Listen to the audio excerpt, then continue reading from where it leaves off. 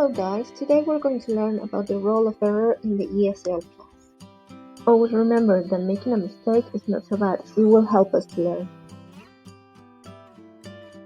Always remember that when your student is making a mistake, as long as it's not always the same mistake, they are trying to experiment with the language, therefore they're learning. Now, there are two types of mistakes that you need to remember. Errors and slips. They depend on knowledge, intention, and self-correction. Basically, slips are the ones that you can self-correct. Now, when the slips happen, basically when you're not paying attention to what you're saying but you already know the vocabulary or the grammar, or when you're distracted, or when you are not paying full attention because of something else happening around you. Now, let's check on some reasons as to why students make these errors. The first one is interference, also known as L1 interference. It's because their L1's lexis or grammatical structure are interfering in their knowledge of the new language. This also can create something called false friends that we saw in the lexis unit.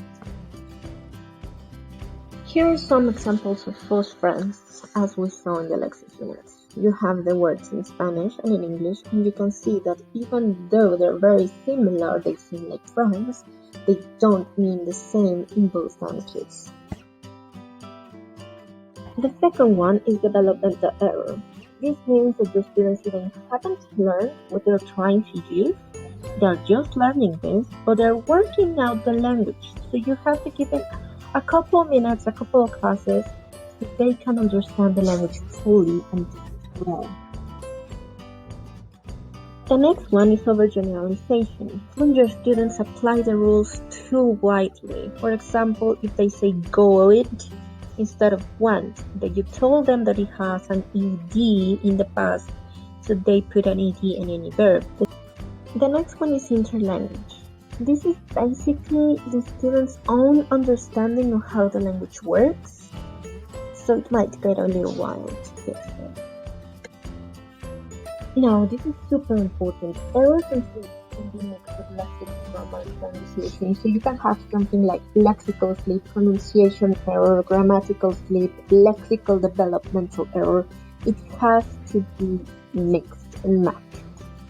Now, think as a teacher. Is it necessary to correct all the errors and slips? It's not necessary. Some developmental and interference errors or slips can disappear by themselves during time, giving good exposure, but you have to keep an eye on them.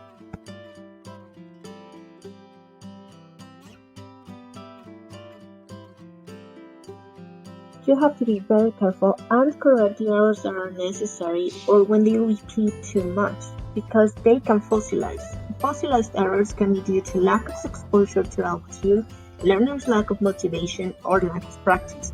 You don't want it to be the first or the third.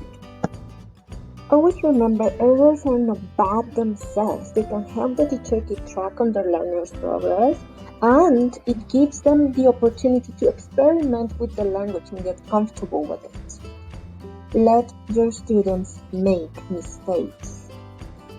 Remember to always find a way for your students to have some exposure to the language, to have time to focus on form. Remember that focus on form relies on lexis, on grammar, and on functional language. So give them the opportunity.